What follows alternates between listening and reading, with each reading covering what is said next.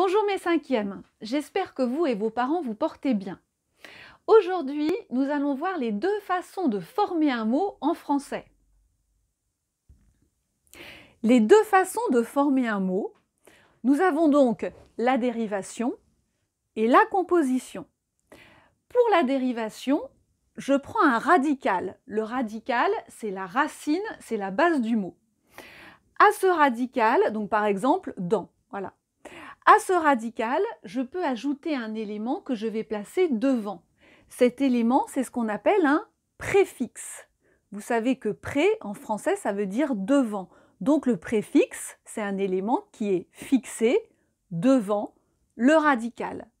Je vous donne un exemple, donc je reprends le radical dans, et devant le radical dans, je peux mettre le préfixe et.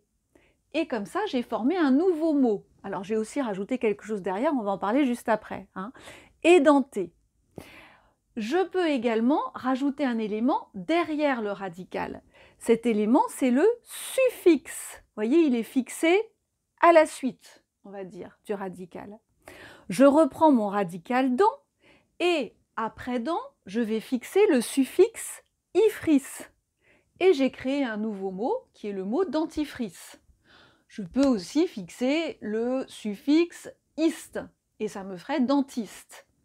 Vous voyez que je reviens à édenté. Dans édenté, en fait, avec mon radical, à mon radical, j'ai ajouté un préfixe et un suffixe et. Donc, je peux ajouter au radical un préfixe ou un suffixe ou les deux. Voilà, et donc édenté et dentifrice vont être des mots dérivés du radical dans. Autre façon de former les mots, la composition. Alors la composition, c'est très simple. C'est à partir de mots déjà existants.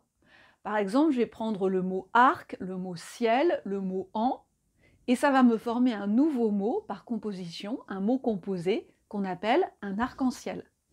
Ou alors, je vais prendre le mot machine, le mot laver, le mot à, et ça va me donner machine à laver. Voilà donc les deux façons de former des mots en français. Alors, vous ouvrez ensuite vos cahiers à la page 82. Vous pouvez faire une pause le temps de chercher vos cahiers. Page 82. La première partie de la leçon, c'est l'origine des mots. Je ne vous en ai pas parlé aujourd'hui parce qu'on a déjà étudié ça avant de voir Tristan et Iseut. Au tout début de l'année, j'espère que vous en souvenez, on a commencé par parler de l'origine de la langue française. Donc ça nous fait une révision, c'est très bien. Vous surlignez, la plupart des mots français viennent du latin. D'autres mots viennent du grec ancien, du celte et du germanique. Et là, vous avez des mots, rose qui vient du latin, orthographe qui vient du grec.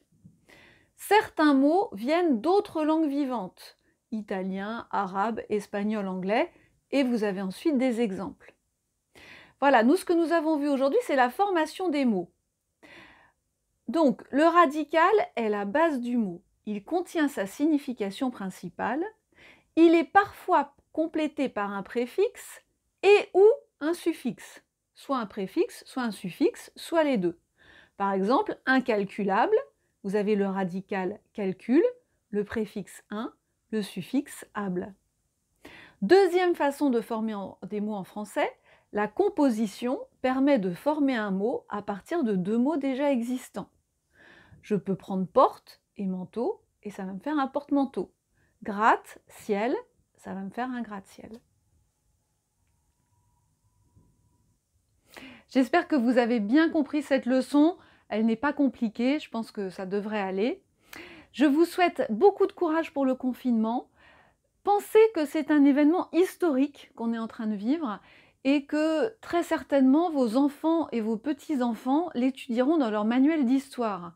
Ça vous paraît peut-être un peu étrange, mais c'est sans doute ce qui se produira et vous pourrez dire à ce moment-là bien que vous y étiez, que vous avez vécu le confinement. Et puis, pourquoi ne pas écrire un petit journal intime ou un journal de bord? Ça pourrait être une idée. Journal d'un élève de 5e pendant le confinement. Voilà, bon courage à vous et j'espère vous revoir bientôt. Au revoir.